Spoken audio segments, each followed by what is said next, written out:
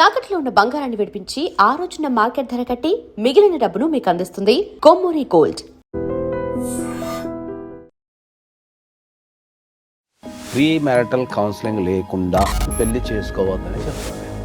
ఒక్క 2 నిమిషాలు, నేను కొంచెం బిజీ ఉన్నాను, నేను మళ్ళీ చేస్తాను. కాదు ఒక్క నిమిషం, నేను కొంచెం ఎమర్జెన్సీ. బయటకు ఎందుకు తీసుకెళ్తున్నావు అసలు మన విషయాన్ని? పరాయి వాళ్ళకి ఎందుకు చెప్పావు అని చెప్పావు. ఎవరితో ఒకరితో చెప్పుకుంటేనే సమస్యకు సొల్యూషన్ వస్తుంది.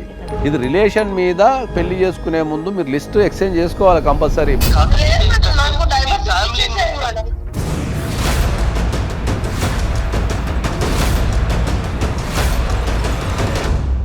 అరేంజ్ మ్యారేజ్, కానీ తను అంటే నాకు బాగా ఇష్టంగా ఉంది, నేను పెళ్లి చేసుకున్నాను. ఎప్పుడో నైట్ నేను పడుకున్నాక వస్తాడు, ఎప్పుడు వెళ్తాడో వెళ్ళిపోతాడు. ఆ ఎదుటి వ్యక్తి యొక్క బిహేవియర్ ని కనుక అర్థం చేసుకుంటే ఆ వ్యక్తిని హ్యాండిల్ చేయడం చాలా ఈజీ. తను ఎక్కడ సంతోషంగా ఉంటుంది అది కదా మీరు ఆలోచించాలి.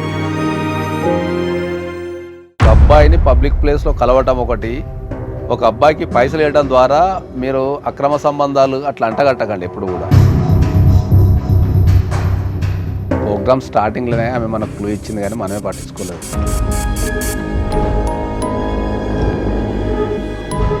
నేను ఒక మెసేజ్ పంపిస్తాను, చూడండి, మీకు అర్థమవుతుంది మేడం. పంపేమని చెప్పండి, ఏ మెసేజ్ చూద్దాం కదా.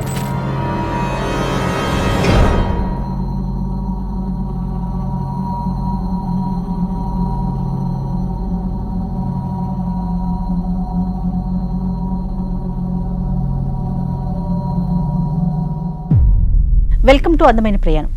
నమస్తే నాగేశ్వర్ గారు. నాగేశ్వర్ గారు, మనకి ఒక కాలరు తన ప్రాబ్లమ్ని మెసేజ్ చేశారండి. మన టీం అంతా కూడా చూశారు, మాట్లాడారు. సరే ఒకసారి మీతో మాట్లాడతాను అంటున్నారు. డైరెక్ట్గా మీతో మాట్లాడిద్దామని చెప్పేసి నెంబర్ కూడా తీసుకున్నాను నేను. ఒకసారి కాల్ చేయమంటారా? తప్పకుండా.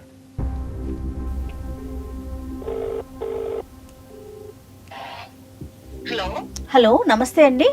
నమస్తే మేడం. నేను జయానండి, ఐడ్రీమ్ మీడియా నుంచి మాట్లాడుతున్నాను. Madam, thank you madam. Email పెట్టాను, మీరు చూస్తారని అనుకుంటున్నాను. రైట్. థ్యాంక్ యూ అమ్మా, థ్యాంక్ యూ. నాతో పాటు అడ్వకేట్ పూజారి నాగేశ్వర్ గారు కూడా ఉన్నారు.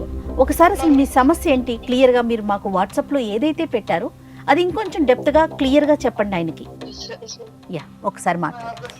నమస్తే సార్. నమస్తే అమ్మా. నా పేరు స్నేహ సార్. చెప్పమ్మా. నాకు 9 months బ్యాక్ మ్యారేజ్ అయింది సార్ యాక్చువల్లీ. ఓకే అమ్మా. సో నాకు పెళ్ళైనప్పుడు నుంచి కూడా మా హస్బెండ్ పెద్దగా పట్టించుకునేవాడు కాదు సార్. ఓకే అమ్మా. అంటే ఎలా అంటే ఇప్పుడు నార్మల్ గా ఆడపిల్లలకు ఉన్న కోరికలు ఉంటాయి కదా, బయటకు తీసుకుని వెళ్ళడము ఇలాంటివి ఉంటాయి కదా సార్, ఇవి కూడా చేసేవాడు కాదు సార్. ఈయన చిన్న కనీసం విష్ కూడా నేను ఎక్స్పెక్ట్ చేయలేని పొజిషన్ లో అయిపోయాను సార్. నేను ఎందుకు అంటే మార్నింగ్ వెళ్ళాడు, వస్తారు అనేసి వెయిట్ చేశాను, కానీ తను వచ్చేవాడు కాదు. ఎప్పుడో నైట్ నేను పడుకున్నాక వస్తాడు, ఎప్పుడు వెళ్తాడో వెళ్ళిపోతాడు. ఏదైనా కావాలి అంటే మా అమ్మని అడుగు, మా నాన్న అడుగు, నా తమ్ముని అడుగు, ఇలా చెప్పేవాడు సార్. చాలా సఫరింగ్ ఉంది సార్. నేను ఫస్ట్ లో 6 months అంటే అడ్జస్ట్ అయ్యే టైం పడుతుంది కదా అని టైం తీసుకున్నాను సార్. బట్ తను 9 months అయినా అర్థం చేసుకోలేదు సార్ నా పొజిషన్. మీరేమైనా చేస్తుంటారా? లేదు మేడం, నేను హౌస్ వైఫ్ మేడం. ఏం చదువుకున్నారు? నేను బీటెక్ చేశాను మేడం. అరేంజ్డ్ మ్యారేజా, లవ్ మ్యారేజ్ అండి మీది? Arrange marriage madam. Arrange marriage, కానీ తను అంటే నాకు బాగా ఇష్టంగా ఉంది, నేను పెళ్లి చేసుకున్నాను. ఓకే. బట్ అంటే నార్మల్ ఇప్పుడు అమ్మాయి ఆలోచించే వాళ్ళకు కూడా తను ఏమాత్రం స్పేర్ చేయట్లేదు మేడం. టైం అనేది కొంచెమన్నా ఇవ్వాలి కదా, మినిమం టైం అనేది. ఏ టైం అనేది ఇవ్వట్లేదు. అంటే జాయింట్ ఫ్యామిలీనా? అత్తయ్య వాళ్ళు అంతా కలిసి? అత్తయ్య వాళ్ళంతా కలిసి ఉంటారు మేడం. మా మరిది కూడా ఉంటారు. ఏదైనా కావాలంటే షాపింగ్ వెళ్దాం అని అడిగినా కూడా అది మీ అత్తయ్యతో వెళ్ళు ఇలా చెప్తాడు. అంటే తనతో టైం స్పెండ్ చేయాలని నాకు కొంచెం ఉంటది కదా మేడం. సో అది కూడా లేదు మేడం. మీ హస్బెండ్ ఏం చేస్తారమ్మా? మా హస్బెండ్ తను బిజినెస్ చేస్తారు సార్. బిజినెస్ చేస్తారు. ఓకే. చేద్దాం సార్. ఏం బిజినెస్ చేస్తారు ఆయన? తను ఈ టాయ్స్ అలాంటివి చేసి మ్యానుఫ్యాక్చరింగ్ టైప్ చేస్తారు, startup company. Okay okay, good. Before marriage ఒక 1 month టైం ఉన్నప్పుడు తను అట్లీస్ట్ ఫోన్ కాల్ చేసి మాట్లాడేవాడు. ఇప్పుడు కాల్ చేసినా కూడా లిఫ్ట్ చేయట్లేదు సార్. నేను చాలా సార్లు ట్రై చేస్తాను, ఏమన్నా అంటే కాసేపు ఆగు కాల్ చేస్తాను మీటింగ్ లో, ఇది తప్ప అదే నీకేం కావాలని ఒక్క రోజు కూడా అడిగింది లేదు సార్. ఇప్పుడు 9 months లో ఇప్పుడు మీరు కలిసే ఉన్నారా విడిగా ఉన్నారా అమ్మా? కలిసే ఉన్నాను సార్. కలిసే ఉన్నారు కానీ తనకి ఎక్స్ప్లెయిన్ చేశాను సార్, నేను 6 months వెయిట్ చేశాను, తనకి ఎక్స్ప్లెయిన్ చేశాను. అంటే నేను ఇలా సఫర్ అవుతున్నాను, సో మీరు కొంచెం అన్న టైం ఇస్తే నేను కొంచెం హ్యాపీగా ఉంటాను కదా అనేసి అని కూడా రిక్వెస్ట్ చేశాను సార్. తను కనీసం ఆ టైంలో విన్నట్టు అనిపిస్తుంది కానీ ఏం విన్నాడేమో కూడా తెలియదు. నెక్స్ట్ డే సేమ్ ఎలా రొటీన్ ఉంటుందో సేమ్ రొటీన్ పోతానే ఉంటది. ఒక సండే అని లేదు, ఒక పండగ లేదు, ఏదైనా మళ్ళీ నా బర్త్డే పోయినప్పుడు విషయాలు ఏది కానీ తను తీసుకోవట్లేదు సార్. బేసిక్ గా తన ఆఫీస్ టైమింగ్స్ అంటే బిజినెస్ అంటున్నారు కదా, తన టైమింగ్స్ ఎట్లా ఉంటాయండి? మార్నింగ్ వెళ్ళిపోతారు మేడం, ఏ టైం కి వస్తారు అనేది కూడా ఒక కరెక్ట్ టైం అనేది అయితే లేదు మేడం. తనది సాటర్డేలు సండేలు అట్లా అలా అలా కూడా లేదు మేడం. ఎప్పుడు డైలీ వెళ్ళిపోతాడు. ఏదైనా అడిగితే లేదు నేను క్లయింట్ తో మీటింగ్ ఉన్నాను, నేను అవుట్ ఆఫ్ స్టేషన్ వెళ్తున్నాను, ఇలా చెప్తూ వచ్చినారు మేడం. కంటిన్యూగా ఇదే ఉంది మేడం నాకు. సో ఇంకా 9 months అయినా కనీసం మినిమం టైం ఇవ్వట్లేదు అనేసి అని చెప్పి నేను సలహా కోసం డైవర్స్ కావాలి అనేసి అని చెప్పి నేను ఆలోచిస్తున్నాను మేడం.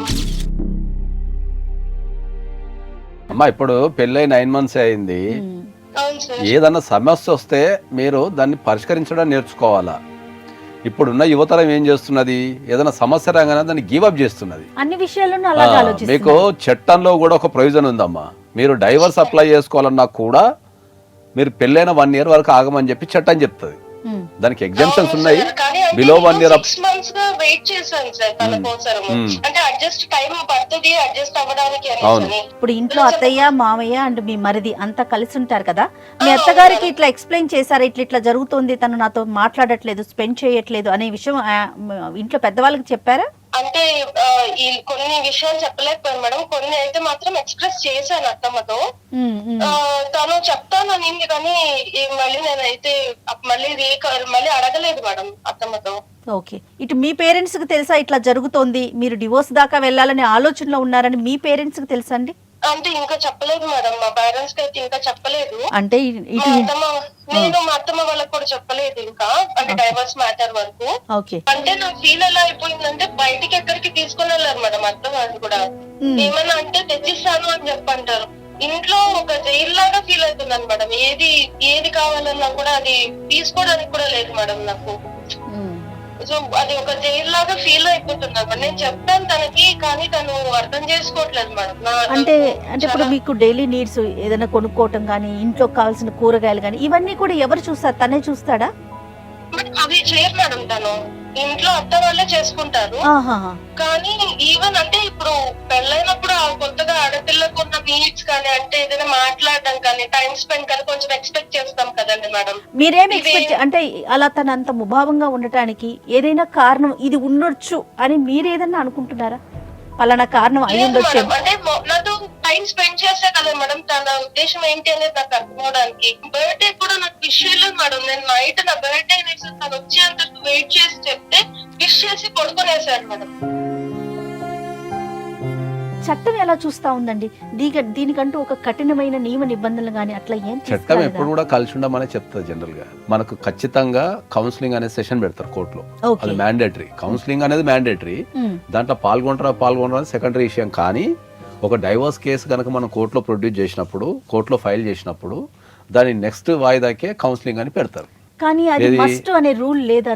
కౌన్సిలింగ్ అనేది మస్ట్. కానీ కౌన్సిలింగ్ లో పాల్గొనడం అనేది పార్టీ సిస్టమ్. కానీ పాల్గొంటే ఏమవుతుంది ఏంటంటే ఇప్పుడు ఒక డైవర్స్ కేసు వచ్చినప్పుడు అడ్వకేట్ తప్పు చెప్పి ఉండొచ్చు, లేకపోతే వాళ్ళ మధ్యలో చిన్న చిన్న సమస్యలు ఉండొచ్చు, అవి తీర్చదగినవి ఉండొచ్చు. అటువంటి దానికి డైవర్స్ దాకా రావడం ఎందుకు? ఆ రాగానే వాళ్ళు పిటిషన్ వేయగానే దాన్ని మేము ఎందుకు ఎంటర్టైన్మెంట్ చేయాలా అని చెప్పేసి భారతదేశంలో మనకి హిందూ మ్యారేజ్ యాక్ట్లో ఏం చేసినట్టే ఆ కౌన్సిలింగ్ అనేది పెట్టిండు, కంపల్సరీ చేసిన దాన్ని. ఆ కౌన్సిలింగ్లో పాల్గొనడం ద్వారా మనకు ఏమన్నా సమస్యలు ఉంటే అక్కడనే సాల్వ్ అయిపోయినాయి అనుకో, ఇంకా కేసు రన్ చేయాల్సిన అవసరం లేదు కదా అనే ఉద్దేశంతో మనకు కౌన్సిలింగ్ అనే సెషన్ పెట్టి. దీనికి హాజరయ్యే సంఖ్య ఎలా ఉంటుందండి? దీనికి హాజరయ్యే సంఖ్య బాగానే ఉంటది. కానీ మనకి ఎదురయ్యే ప్రాబ్లం ఏంటి అంటే ఆ కౌన్సిలింగ్ లో కూర్చునే వాళ్ళు ఎక్స్పర్ట్స్ అయి లేరు బాగా, చాలా మంది వరకు. కొంతమంది ఎక్స్పర్ట్స్ ఉన్నారు. ఇద్దరిని బ్యాలెన్స్ చేస్తూ, కౌన్సిలింగ్ అనే పదం ఏంది, ఇద్దరిని బ్యాలెన్స్ చేస్తూ, ఓకే, వాళ్ళిద్దరి అభిప్రాయాలకి గౌరవాన్ని ఇస్తూ ఉన్న సమస్యకు సొల్యూషన్ చెప్పగలిగితే దాన్ని కౌన్సిలింగ్ అంటారు. అవును. జనరల్గా మనకు కౌన్సిలింగ్లో ఏం చేస్తారంటే ఎవరిని ఒకరిని బాధ్యులు చేస్తుంటారు. ఓకే. నువ్వు ఇట్లా చేయబట్టే అట్లా అయింది, అట్లా చేయబట్టే ఇట్లా అయింది అని చెప్పి బాధ్యులు చేస్తారు. ఆహా. ఎవ్వరు కూడా ఈ ప్రపంచంలో ఎవ్వరు కూడా పర్ఫెక్ట్ ఉండరు. స్నేహ ఏ వింటున్నారా? ఒక్కరు కూడా ఒక తీరే బిహేవ్ చేయరు. ఓకే, ఆ ఎదుటి వ్యక్తి యొక్క ప్రవర్తన ప్యాటర్న్ కనుక అర్థం చేసుకుంటే, అంటే ఆ వ్యక్తి యొక్క బిహేవియర్ని కనుక అర్థం చేసుకుంటే ఆ వ్యక్తిని హ్యాండిల్ చేయడం చాలా ఈజీ. ఇది ఒక పెళ్ళైంది, కొత్తగా పెళ్ళైన జంట కొత్తగా పెళ్ళైన అనుకుందాం. జంటకి వాళ్ళకి సుమారు ఎంత సమయం yes, పడుతుంది కొత్తగా పెళ్ళైన జంటకి వాళ్ళు కంపల్సరీ ఎదుటి వ్యక్తి యొక్క బిహేవియర్ ని స్టడీ చేయాలి. రెండోది, ఈ పెళ్లి చేసే విధానం కూడా ఏమైతుందంటే, ఇప్పుడు ఈ కేసే తీసుకుంటే వీళ్ళకు విత్ ఇన్ ద 1 month లో పెళ్లి చేసేసారు. అవును. అందులో 15 రోజులు పెళ్లి పనులు అవుతాయి. ఈ ఒకళ్ళు ఎప్పుడు అర్థం చేసుకుంటారు బిహేవియర్? ఈ నేపథ్యంలో మీరు అంటున్నట్లుగా ఖచ్చితంగా ముందే మాట్లాడుకోవాలి. 100%. నాకు అనిపిస్తుంది ప్రీ మ్యారిటల్ కౌన్సిలింగ్ అనేది ఉంటే చాలా చాలా ప్రీ మ్యారిటల్. ఎంత నేనైతే బాగుంటుందో అనిపిస్తుంది. ఇప్పుడు 100కు 1000% ఏం చెప్తున్నా అంటే ఏంటంటే, వాళ్ళు చిన్న వాళ్ళైనా పెద్ద వాళ్ళైనా, అంటే పేదవాళ్ళైనా మధ్యతరగతి అయినా కోటీశ్వరులైనా ఎవరైనా సరే ప్రీ మ్యారిటల్ కౌన్సిలింగ్ లేకుండా ఎట్ ఎనీ కాస్ట్ పెళ్లి చేసుకోవద్దని చెప్తున్నాను నేను. సూపర్ అండి. అది ఫస్ట్ పాయింట్. రెండోది, ఇప్పుడు నీకు హై ఎండ్ కేసులలో కోర్టు చుట్టూ తిరగకుండా ఏం చేస్తారు, ఈ ఆర్బిట్రేషన్ ద్వారా కానీ లేదంటే ముందే ప్రీ మ్యారిటల్ అగ్రిమెంట్ కానీ మ్యారేజ్ కౌన్సిలింగ్ కానీ తీసుకొని ఉంటారు. ఎందుకంటే పెళ్లి తర్వాత ఏం చేయాలా అనేది ప్రీ మ్యారిటల్ కౌన్సిలింగ్, ఎట్లుండాలా ఏం చేయాలనేది ప్రీ మ్యారిటల్ కౌన్సిలింగ్. స్నేహ చెప్పండి అమ్మా. అంటే మిమ్మల్ని లైన్లో పెట్టి ఇంతసేపు మాట్లాడుకుంటున్నాం అనుకోవద్దు. ఇప్పుడు ఎవరైతే ఈ ప్రోగ్రామ్ను చూస్తున్నారో వారందరికీ ప్రతి పాయింట్ అర్థం కావాలి. సరే, ఇప్పుడు మీరు ఫైనల్ గా ఏమంటారు? మాకెందుకు అడ్జస్ట్ అయ్యి ట్రై చేశాను మేడం. ఫస్ట్ నీ బ్రెయిన్ నుంచి ఈ డైవోర్స్ అనే కాన్సెప్ట్ తీసేస్తే మనం ముందరికి వెళ్ళిపోదాం. ఇంకా సమస్య రాగానే, మీకు మెయిల్ చేశాను సార్. అవునమ్మా, సమస్య రాగానే ఇమ్మీడియట్లీ దానికి సొల్యూషన్ రాకండి, ఎంబటే దాన్ని రిపేర్ చేయండి. ఫస్ట్ ఏం చేద్దామండి మరి? ఆ అబ్బాయి ఏమన్నా మాట్లాడే అవకాశం ఉందా అమ్మా? ఒకసారి కనెక్ట్ చేయండి. ప్లస్ మీకు ముందుగా చెప్పండి, ఇట్లా ఐడ్రీమ్ మీడియాని మీరు అప్రోచ్ అయ్యారన్న విషయం చెప్పండి. Hello hello. హలో ఆకాష్, ఒకసారి మాట్లాడాలి నీతో. ఒక్క 2 నిమిషాలు, నేను కొంచెం బిజీ ఉన్నాను, నేను మళ్ళీ చేస్తాను. కాదు ఒక్క నిమిషం విను, ఇది కొంచెం ఎమర్జెన్సీ, నేను మాట్లాడాలి ఆకాష్, ఒకసారి విను. అరే ఏముంది ఎమర్జెన్సీ? సరే చెప్పు, త్వరగా చెప్పు. నేను నీతో టైం స్పెండ్ చేయాలి అనేసి అంటున్నాను కదా, నువ్వు వినట్లేదు. సో నేను ఐడ్రీమ్ వాళ్ళకి మెయిల్ పెట్టాను. సో సార్ వాళ్ళు మనకి కాల్ లో ఉన్నారు, ఒకసారి నేను కలుపుతాను, నువ్వు మాట్లాడు. బయటకు ఎందుకు తీసుకెళ్తున్నావు అసలు మన విషయాల్ని?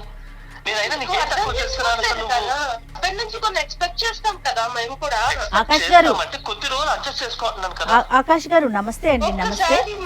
సారీ అండి, సారీ, ఏమనుకోవద్దు, మేము లైన్ లోనే ఉన్నాము. Extremely sorry. కాకపోతే సమస్య కొంచెం తీవ్రంగా ఉండేసరికి స్నేహాన్ని ఒకసారి కనెక్ట్ చేయమన్నాం.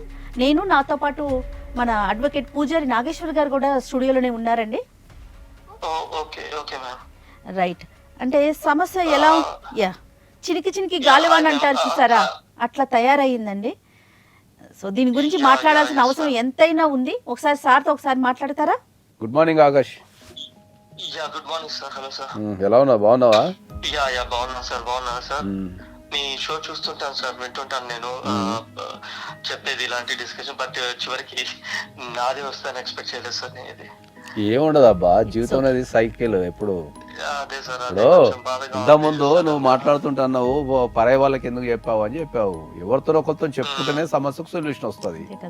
ఎవరి కాళ్ళు చెప్పుకోకుండా దాచుకుంటే సమస్య నుంచి సొల్యూషన్ ఎట్లా లాగుతాం మనం? అంటే అలాగని కాదు సార్, ఇప్పుడు మేము డిస్కస్ చేసుకోవాలి కదా, అది కానప్పుడు బయట వాళ్ళ దగ్గరికి వెళ్ళాలి కదా. కనీసం తను నాకేం చెప్పకుండా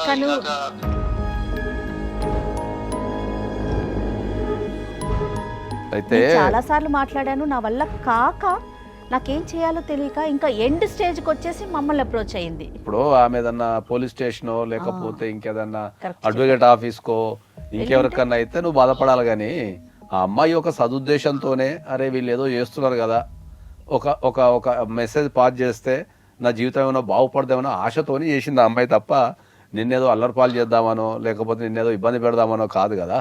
నేను మంచిగానే చూసుకుంటున్నాను, మా కెరియర్ కోసమే కదా నేను ఇంత కష్టపడుతుండేది. దానికి తనకు అసలు ఏం ఇబ్బంది జరిగిందని దాని లోపల ఇప్పుడు స్పెండ్ చేయట్లేదంటే ఉన్నప్పుడు చేస్తాం కదా. లేనప్పుడు వచ్చేసి ఎలా చేయగలం? ఒక్క నిమిషం నీకో అమ్మా, విషయం ఒక్క చెప్తా. నిమిషం సార్ మాట్లాడుతున్నారు చూడండి. టైం అనేది బ్యాంక్ లో దాచుకునే డబ్బు లాంటిది కాదు. దాచుకుంటే ఇంట్రెస్ట్ పెరిగి వచ్చానికి టైం అనేది నువ్వు పుట్టినప్పటి నుంచి డిక్రీజ్ అవుతుంటది. అది Yes. భగవంతుడు నీకు ఒక 100 సంవత్సరాలు ఇచ్చినానుకో, ఓ 1 year గడిపినావు అంటే నీ ఏజ్ ఇంకా 99 సంవత్సరాలే ఉంటది. అంతే కదా. నువ్వు ఏం చెప్తున్నావు అంటే టైం వచ్చినప్పుడు గడుపుతా అంటున్నావు. అది టైం ఎప్పటికీ రాదు, అది పోతూనే ఉంటది. అది నీకోసం నా కోసం ఆగదు. అది ఫస్ట్ నువ్వు చిన్న చిన్న చేంజెస్ చేసుకుంటే లైఫ్ అనేది చాలా బ్యూటిఫుల్ ఉంటది. నీకు 50 కోట్లు ఇస్తా, లేకపోతే 5 కోట్లు ఇస్తా, మరి ఆ బడ్డీ ఒకరోజు 1 గంట సేపు వెనక్కి తీసుకురా, ఆ ఒక్క 5 నిమిషాలు వెనక్కి తీసుకురా. అంటే క్లయింట్స్ తో మీటింగ్ ఉంది సార్, ఆ రోజు అసలు పాసిబుల్ అవ్వలేదు. అసలు కనీసం నాకు తినడానికి కూడా టైం కుదరలేదు సార్ ఆ రోజు. మీరు ఇంత కష్టపడేది దేనికోసం అండి? వైఫ్ గా ఎస్ సూపర్ సూపర్, మీరు బాగా కష్టపడుతున్నారు, వెరీ గుడ్. ఇంత కష్టపడేది దేనికోసం, ఎవరి కోసం అండి? తన కోసమే కదా సార్. కదా, తను హ్యాపీగా ఉండాలి కదా ఆకాష్. చిన్న లాజిక్ కదమ్మా, తను ఎక్కడ సంతోషంగా ఉంటుంది అది కదా మీరు ఆలోచించాలి. నేను అనేది మన పెద్దవాళ్ళు ఒక విషయం చెప్పారు. ఎన్నో వేల సంవత్సరాలు పరిశోధించిన తర్వాత ఏం చెప్పారంటే ఏంటంటే, ఏ ఏజ్ లో జరగాల్సిన ముచ్చట ఆ ఏజ్లోనే జరగాల. కాబట్టి యంగ్ ఏజ్ లో ఉన్నప్పుడు నువ్వు పెళ్లి చేసుకున్నప్పుడు ఖచ్చితంగా నువ్వు ఎంతో కొంత టైం, ఎంత బిజీ షెడ్యూల్ ఉన్నా సరే ఎంతో కొంత టైం అనేది డెఫినెట్లీ నువ్వు కేటాయించాల్సిన అవసరం నీకు ఉంటుంది. నీ బాడీ కానీ, నీ మైండ్ కానీ, నీ ఫైనాన్షియల్ స్టేటస్ కానీ నువ్వు ఒక వ్యక్తితో పంచుకొని వాళ్ళతో గడిపినప్పుడు అవి స్ట్రాంగ్ అవుతాయనే విషయాన్ని నువ్వు గమనించాలి స్పష్టంగా. ఇప్పుడు నువ్వు కష్టపడుతున్నావు, నీకు కాదని మేనేజ్ చేయడానికి కొంచెం కష్టం అవుతుంది సార్. అందుకని కొద్ది రోజులు ఆగమని చేసి చెప్తున్నాను. కానీ నేను మరీ అంటే ఇస్తున్నాను సార్, నేను ఇవ్వగలిగేది. బట్ ఎక్కువ కుదరినప్పుడు ఏంటంటే ఇంకా ఎప్పుడు కాల్స్ వచ్చినా లేదా వర్క్ ఉన్న క్లయింట్స్ మీటింగ్లు, సో ఇవన్నీ న్యూ బిజినెస్ కదా సార్. సో అందుకని ఇవ్వలేకపోతే తను అర్థం చేసుకుంటుందిలే అనుకున్నాను సార్ నేను. అదే అర్థం చేసుకుంటది. కానీ ఇక్కడ ప్రాబ్లం ఏమైతుంది అంటే, ఆమె కొత్తగా పెళ్ళి వచ్చింది కదా, ఆ కొత్తగా పెళ్ళి వచ్చిన అమ్మాయికి ఏంటంటే కొన్ని కోరికలు, ఆశలు, కొన్ని పంచుకోవాలని, కొంత తిరగాలని ఉంటది వాళ్ళకి కంపల్సరీ. ఓవర్ ద పీరియడ్ ఏమైందంటే వాళ్ళు హ్యాబిచ్యుటెడ్ అయిపోతారు. ఫస్ట్ ఏం చేయాలి నువ్వు అంటే ఏంటంటే, ఆమెను ఒక కంఫర్ట్ జోన్లోకి తీసుకొచ్చి కొద్దిగా టైం కేటాయించుకుంటూ పోతే ఆమె కొంతకాలానికి ఆమె చదువుకుంటూ వెళ్ళిపోతుంది. నీ బిహేవియర్ ప్యాటర్న్ అర్థమయ్యేంత వరకు నువ్వు ఆమె బిహేవియర్ ప్యాటర్న్ అర్థం చేసుకొని ఆమెకు తగ్గట్టు కొద్దిగా మలుచుకుంటే సరిపోతుంది. దీంట్లో అది అతి చిన్న సమస్య. ఇది ప్రతి ఒక్కరి ఇంట్లో ప్రతి ఒక్కరు ఎదుర్కొనే సమస్యనే, కానీ దాని మీద దృష్టి పెట్టరు, అంతే దృష్టి పెట్టరు. అది నీకు విషయం చెప్తాను నేను. అంటే నిన్న నా ఆఫీస్లో జరిగిన సంఘటన. నిన్న ఒక యువకుడు వచ్చిన దగ్గరికి. దేనికి వచ్చిండంటే ఏంటంటే, ఒక అమ్మాయిని ప్రేమించిండంట. 2 years నుంచి వాళ్ళు రిలేషన్షిప్లో ఉన్నారంట. పెళ్లి చేసుకుందాం అనుకున్నట పాపం, ఇద్దరు, అమ్మాయి అబ్బాయి. ఈ అబ్బాయి కూడా కెరియర్ని రూపొందించుకునే క్రమంలో సేమ్ నీ టైపులోనే ఫుల్ బిజీ ఉండి పట్టించుకోకపోవడము, ఫోన్లు ఎత్తకపోవడము, బిజీ ఉన్నా అని చెప్పడం లాంటివి చేస్తూ ఉంటే ఆ అమ్మాయి గొడవ పెట్టుకుంటుండే. మళ్ళీ గొడవ కాగానే మళ్ళీ ఈయన పోయి బతిలాడుతుండే, మళ్ళీ గొడవ పెట్టుకుంటుండే. ఆన్ అండ్ ఆఫ్ అయిన తర్వాత అమ్మాయి విసిగిపోయి మొత్తం స్విచ్ ఆఫ్ చేసి వెళ్ళిపోయింది. ఇప్పుడు ఆ అమ్మాయి కోసం తిరుగుతున్నాడు. అక్కడ పెళ్లి కాలేదు కాబట్టి. పెళ్లి కాకుండా కూడా ఇప్పుడు ఎట్లయిపోయిందంటే, ఒక వ్యక్తి మన దగ్గర ఉన్నప్పుడు దాని విలువ తెలియదు. కరెక్ట్ అండి. ఇప్పుడు ఈ మొత్తం స్టోరీ ఎందుకు చెప్తున్నా అంటే, ఆ అమ్మాయి నా గర్ల్ ఫ్రెండే కదా, ఉంది కదా, పడి ఉంటుంది కదా, ఎప్పుడైనా ఫోన్ చేసి ఎత్తుతుంది కదా అనే ఉద్దేశంతో గ్రాంటెడ్ తీసుకున్నాడు. ఎప్పుడైతే ఆ అమ్మాయి కనిపించకుండా పారిపోయిందో, లేకపోతే కనిపించకుండా వెళ్ళిపోయిందో, అప్పుడు నా థింకింగ్ స్టార్ట్ అయిపోయింది. ఇప్పుడు వచ్చి ఏం చెప్తాడు, సార్ ఎన్నిసార్లు నాకు ఫోన్ చేసిన ఎత్తలేదు సార్, అప్పుడు ఎత్తుంటే నాతోనే ఉండేది సార్, నాకు ఆమె అంటే ప్రాణం సార్, నేను పెళ్లి చేసుకోవాలి సార్, మా ఇంట్లో ఒప్పించినా అక్కడ ఒప్పించినా మీరు ఏదైనా చేయండి సార్, కలపండి అని. ఆ అమ్మాయి కలవటానికి ఉన్న అన్ని దారులు మూసేసి ఇంకా నాకు నిన్న తెలిసిన విషయం ఏంటంటే, వేరే మ్యారేజ్ కి కూడా ప్రిపేర్ అయిపోయిందంట. ఎంగేజ్మెంట్ అయిపోయి వేరే మ్యారేజ్ కూడా ప్రిపేర్ అయిపోయింది. కొన్ని మన దగ్గర ఉన్నప్పుడు మనం నెగ్లెక్ట్ చేస్తాం. అవునండి. అవి మన నుంచి దూరం పోగానే పిసుకుంటాం జీవితాన్ని. చూడండి, స్నేహ ఇంకా మీరు కావాలని కోరుకుంటోంది, మీతోనే ఉండాలని కోరుకుంటోంది. అవును మేడం, నేను కూడా అదే కావాలని కోరుకుంటున్నాను మేడం.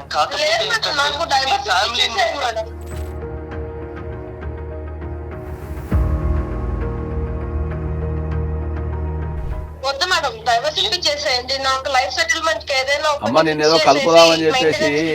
స్నేహ మళ్ళీ చెప్పు, ఏంటి మళ్ళీ చెప్పు. నేను ఇంకా నీకు అడ్జస్ట్ అవ్వలేను ఆకాష్. నాకు ఏదో ఒకటి సెటిల్ చేసి మెయింటెనెన్స్ కి ఇచ్చేది. నేను ఇంకా నీతో ఉండలేను. నాకు తెలుసు, నేను ఈ మాట కోసం ఎదురు చూస్తున్నాను.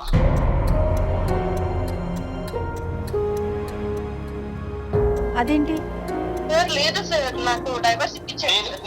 నేను లేనప్పుడు తను ఏం చేస్తుందో నేను ఆల్రెడీ ఒక మనిషిని చేసి కనుక్కున్నాను సార్. నేను తను వచ్చేసి పెట్టాను. తను రెస్టారెంట్ కి వచ్చేసి వెళ్తూ తినడానికి వెళ్తున్నాను లేదా సమ్ షాపింగ్ అని చేసి చెప్పి వేరే అబ్బాయితో వచ్చేసి తిరుగుతాను సార్. 3 సార్లు చూపిస్తారు సార్. నాకు ఇన్ఫర్మేషన్ వచ్చింది. తనకు డబ్బులు కూడా ఇచ్చింది సార్. తను నా ఫ్రెండ్. ఏంటి? మాట్లాడకూడదు.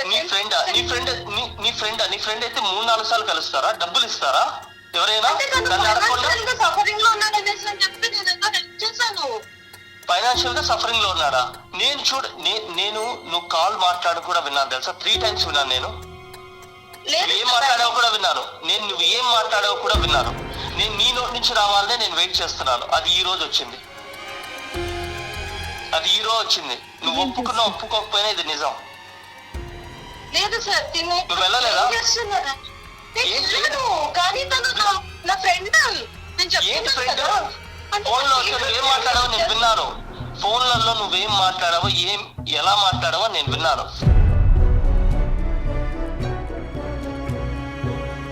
ఫ్రెండ్స్ అలా మాట్లాడతారా? నువ్వు ఇదంతా ప్రీ ప్లాన్డ్ గా చేసుకున్నావు. నాకు అది క్లియర్ గా తెలుసు. నీకైనా ఇవ్వడానికి నా దగ్గర ఏం లేదు. నాకున్నవన్నీ కూడా అమ్మ నాన్న పేరుతో రాసేసాను. అర్థమైందా? నీకు ఇవ్వడానికి ఏం లేదు. నువ్వు కాదు అడిగేది డివోర్స్, నేను అడుగుతున్నాను ఇప్పుడు.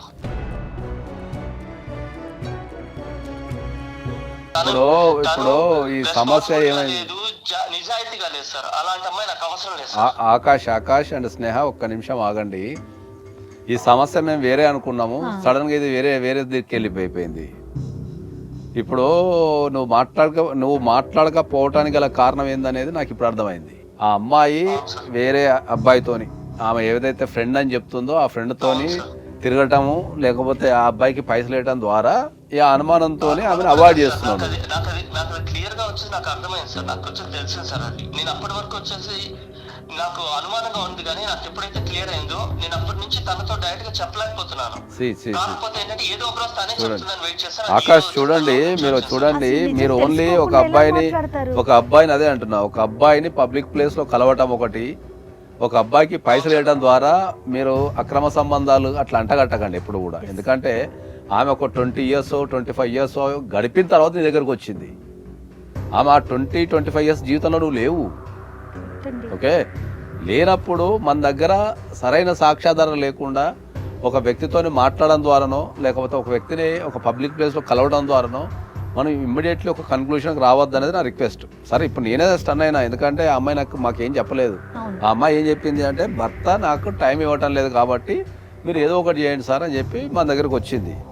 అదే నాకు అప్పటి నుంచి ఏమైంది, నాకు అదే అనిపించింది. నాకు అప్పటి నుంచి ఏంటంటే, అరే కొత్తగా పెళ్ళైన వాళ్ళు కనీసం ఒక 1 రోజులు 2 నెలలు ఏదో గడుపుతారు కదా, ఇంత ఎందుకు వచ్చింది అనేది ఒక పాయింట్. రెండోది, ఇద్దరు కూడా సరైన ఫేజ్లో ఏంటంటే ఇద్దరు డైవోర్స్ తీసుకోవాలని ఎవరి మనసులో వాళ్ళు అనుకొని అటు తిరుగుతున్నారు. కాబట్టి మీరు గట్టిగా గుర్తుపెట్టుకోవాల్సిన విషయం ఏంటంటే, ఇది డైవోర్స్ ఇచ్చే వేదిక కాదు. ఒక సంఘటన ద్వారా మనం ఎప్పుడు కూడా కన్క్లూషన్ రావద్దు. ఇది ఫస్ట్ పాయింట్. ఇది రిలేషన్ మీద పెళ్లి చేసుకునే ముందు మీరు లిస్ట్ ఎక్స్చేంజ్ చేసుకోవాలి కంపల్సరీ. బాబు, నా జీవితంలో ఈ అమ్మాయిలు ఉన్నారు, ఈమె నా క్లాస్మేట్, స్కూల్ మేట్, ఈమె నా కాలేజ్ మేట్, ఈమె నా కొలీగు, ఈమె నా బిజినెస్ పార్ట్నరు, మా రిలేషన్ ఇంతవరకే ఉంటుంది, కావాలంటే ఓపెన్గా పెట్టేస్తున్నా, చార్ట్స్ చెక్ చేసేసుకో, లేకపోతే ఈమెతో నాకు రిలేషన్షిప్ ఉండే ఇప్పుడు లేదు అనేదాన్ని చాలా స్పష్టంగా పెళ్లికి ముందే మాట్లాడుకొని కాంటాక్ట్ లిస్ట్ కనుక ఎక్స్చేంజ్ చేసుకోగలిగితే మీకు పెళ్లికి ముందే డౌట్స్ అని క్లారిఫికేషన్ అయిపోతాయి. పెళ్లికి ముందే మీరు వెరిఫికేషన్ చేసుకున్న తర్వాత అప్పుడు ఆనందంగా పెళ్లి దాంట్లోకి వెళ్ళిపోవాలి. నచ్చితే చేసుకుంటే లేదు. స్నేహ, మీరు ఏమంటారు ఫైనల్ గా? మేడం లేదు మేడం, తనతో అడ్జస్ట్ అవ్వడం అయితే కష్టం మేడం. ఎందుకంటే నేను ఎక్స్ప్లెయిన్ చేసినా తను అర్థం చేసుకోవట్లేదు. తను మీ మీద ఒక పెద్ద, అంటే ఒక అభాండం అనుకోవాలా, మరి దాన్ని నిజమనాలో మాకు అర్థం కావట్లేదు. ఒక పెద్ద విషయాన్ని అయితే చెప్పారు, మరి దాని గురించి మీరేమంటారు చెప్పండి. లేదు మేడం, తను నిజంగా ఫ్రెండ్ మేడం.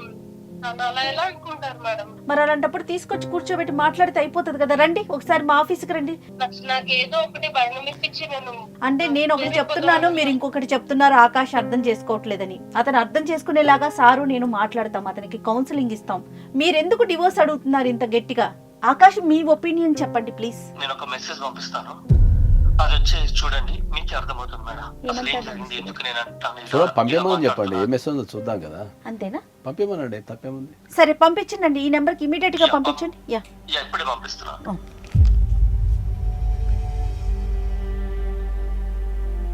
పంపించాను చూడండి ఒకసారి. రా. ఎస్, ఒక్క నిమిషం అండి.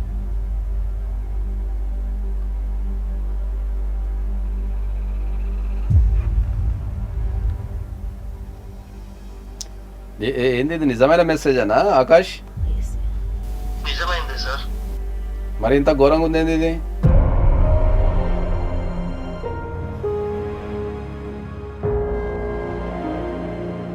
ఉందా అమ్మాయి? అసలు ఏం చేసిందంటే తన దగ్గర తన మెసేజ్, తన ఫోన్ లో మెసేజ్ సార్ అది. స్నేహ ఉన్నారా మీరు? సార్ ఉన్నాను సార్. ఆ మెసేజ్ ఏందమ్మా అంత? ఇంకా ఉన్నాయా ఇలాంటి మెసేజెస్? ఇంకా ఉన్నాయి సార్, ఇంకా చాలా ఉన్నాయి. స్నేహ చెప్పమ్మా, అది ఆ మెసేజ్ మీరు స్నేహకు పంపించినావు అది ఆకాష్? పంపిస్తున్నా సార్. ఇది ఎలా మలుపు తిరుగుతుంది అసలు అర్థం కావట్లేదు. ఇలా కూడా ఆలోచిస్తుంది, ఇలా కూడా ఉన్నారా? పంపించాను సార్, చూడు నువ్వు కూడా.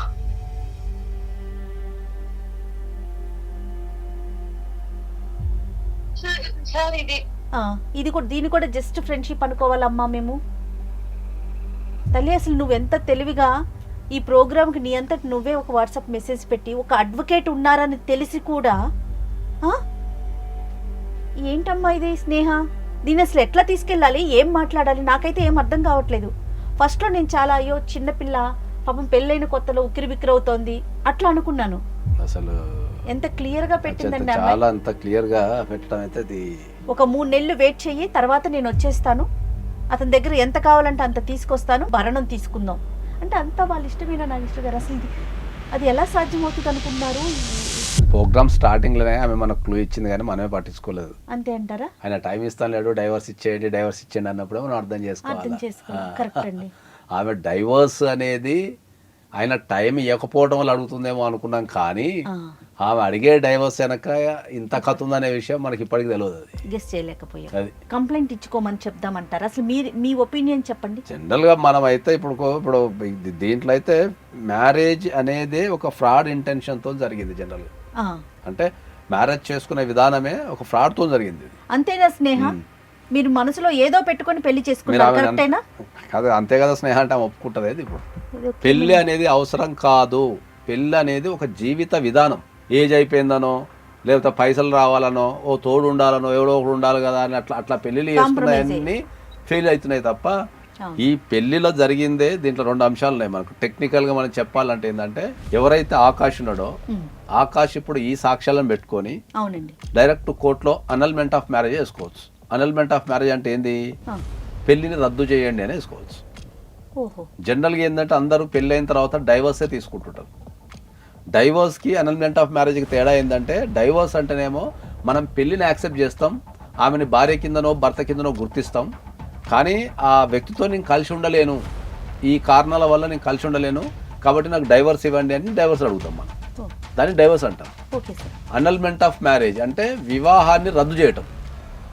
వివాహాన్ని రద్దు చేయడం అంటే ఏంటంటే, ఈ పెళ్ళి ఫ్రాడ్ చేయడం ద్వారానో, బెదిరించడం ద్వారానో, మోసం చేయడం ద్వారానో, అబద్ధాలు ఆడడం ద్వారానో, ప్రలోభ పెట్టడం ద్వారానో జరిగింది అంటే ఈ పెళ్లి చేసే ఉద్దేశమే సరిగ్గా లేదు అని మనం కనుక కోర్టులో ప్రూవ్ చేయగలిగితే డెఫినెట్లీ అది రద్దు అయిపోతుంది. అంటే వాళ్ళిద్దరిని భార్యాభర్తల కింద కూడా కోర్టు గుర్తించదు. ఇంకా ఈ పెళ్లి జరగలేదు, వీళ్ళిద్దరు భార్యాభర్తలు కాదని ఆర్డర్ వచ్చే అవకాశం ఉంటుంది. ఆకాష్కి అది ఆప్షన్. అది ఈ అమ్మాయి అయితే ఏమనుకుంటుందంటే ఏంటంటే, అమ్మాయి ఏదైతే మెయింటెనెన్స్ అలిమోని తీసుకొని భర్త దగ్గర నుంచి వెళ్ళిపోయి వేరే అబ్బాయిని పెళ్లి చేసుకుందాం అనుకుంటుంది కదా, దీంట్లో ఆస్తులలో అయితే వాటా ఏమీ రాదు. ఆమె ఏమైనా ఏం చేయగలుగుతుంది? ఆమె మెయింటెనెన్స్ పొందగలుగుతుంది అంతే. భర్త దగ్గర నుంచి మెయింటెనెన్స్ పొందగలుగుతుంది. రద్దు అయితే మన మెయింటెనెన్స్ అంతా వాపస్ ఇవ్వాలి. తర్వాత అది కనుక ప్రూవ్ అయింది అనుకో, పెళ్లి రద్దు ప్రూవ్ అయింది అనుకో, ఆమె కలిమని కూడా రాదు. వీళ్ళు చట్టాల మీద అవగాహన లేకుండా, చట్టాల మీద సరైన అది లేకుండా వాళ్ళు ఏదో ఊహించుకొని ఏదో వస్తుందని చెప్పి భర్త దగ్గర నుంచి పైసలు గుంజాలనో లేకపోతే పెళ్లి చేసుకోవడం ద్వారా ఏదో గుంజాలని అనుకుంటారు కదా, అలాంటి ఉద్దేశాలతో పెళ్లిళ్ళు చేసుకుంటే వర్కౌట్ కావు. ఎంత క్లియర్ గా చెప్పారో నాగేశ్వర గారు. ఏమ్మా విన్నావా? ఆకాష్ గారు విన్నారా? విన్నాను మేడం. ఇంత ఆలోచన పెట్టుకొని ఇంత పొల్యూటెడ్ గా ఉండి అసలు ఎలా చేస్తారో నాకు అర్థం కావట్లేదు మేడం. స్నేహ, నువ్వు ఇంత అంటే ఇంక అది నేను చెప్పేది కాదు. దయచేసి ఇంక ఎలా జరగాలనుంటే మీ హస్బెండ్ ఎలా రియాక్ట్ అవుతే ఆ రకంగా నీ జీవితం ముందుకెళ్తుందమ్మా. ఇంకెప్పుడు కూడా ఇలా మోసం చేసే పరిస్థితికి దయచేసి మా దాకా కూడా రామాక తల్లి. ఇది కలిపే వేదిక, కానీ తప్పనిసరి పరిస్థితుల్లో ఈరోజు ఇలా చేయాల్సి వస్తుంది. అంతే కదా నాగేశ్వర్ గారు?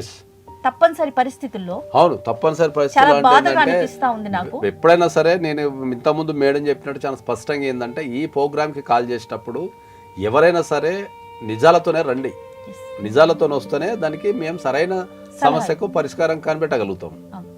ఈ కేసులో అమ్మాయి పైకి మనసులో ఒకటి ఉంది, పై ఒకటి పెట్టుకుని వచ్చడం ద్వారా రిజల్ట్ ఏమైపోయింది, లాస్ట్కి చూడండి, డైవోర్స్ దారి తీసేసింది, తప్పలేదు, అనల్మెంట్ ఆఫ్ మ్యారేజ్ కి దారి తీస్తుంది. రైట్ ఆకాష్ గారు? Thank you madam. Right. చాలా వచ్చేసి నేను చేస్తాను, నేను డిసిషన్ తీసుకుంటాను. డెఫినెట్ గా అండి, definite. Thank you so much sir, thank you so much sir, నా సైడ్ వచ్చేసి మాట్లాడినందుకు. ఈ ప్రోగ్రామ్ అనేది నీ సైడ్ నా సైడ్ అంటే ఏమి ఉండదు, మనము వాస్తవం సైడే ఉంటాం, చట్టం వైపు వాస్తవం వైపే ఉంటాము. అది నువ్వైనా స్నేహ అయినా ఇంకెవరైనా సరే మనం చట్టంలో ఏముంది మనం అనేది వాస్తవాలు మాట్లాడటానికి ప్రోగ్రామ్ ఉంది. కాబట్టి నేనేదో నీ సైడ్ మాట్లాడనుకోకు, చట్టంలో ఉన్న ప్రొవిజన్ చెప్పినా నీకు జరిగిన అన్యాయం గురించి నేను మాట్లాడిన తప్ప ఇంకా అందులో ఏం లేదు. Thank you so much sir, thank you so much right sir. Right నేను చాలా నేను చేస్తాను sir. Thank you madam. Right. చూద్దాం మరి ఆకాష్ ఇంకా అది తన పర్సనల్ డెసిషన్ కదా. ఏదన్నా ఇంకా చట్టానికి సంబంధించి కానీ ఏదన్నా హెల్ప్ అడిగితే మాత్రం ఒకసారి మీరు మాట్లాడే ప్రయత్నం ఇప్పుడు చేయండి. ఇటువంటి కేసులు ఇంతకుముందు డైవర్స్ కేసులు పెరుగుతున్నాయి. అవునండి. పూర్వకాలంలో మన పెద్దలు ఏం చెప్పిండ్రు, 100 అబద్ధాలు ఆడైనా సరే ఒక పెళ్లి చేయమన్నారు. ఓకే, ఈ మాట 30 సంవత్సరాలు 40 సంవత్సరాల క్రితం పనిచేసింది. ఇప్పుడు ఒక్క అబద్ధం ఆడి పెళ్లి చేసినా కూడా పెళ్లి నిలబడటం లేదు. పెళ్లిలో ప్రతి ఒక్కరు జెన్యునిటీ కోరుకుంటున్నారు. ఎంత నిజాయితీగా ఉంటే ఆ పెళ్లి అంత సక్సెస్ అవుతుంది. రైట్ అండి, థ్యాంక్ యూ సో మచ్. నమస్తే అండి.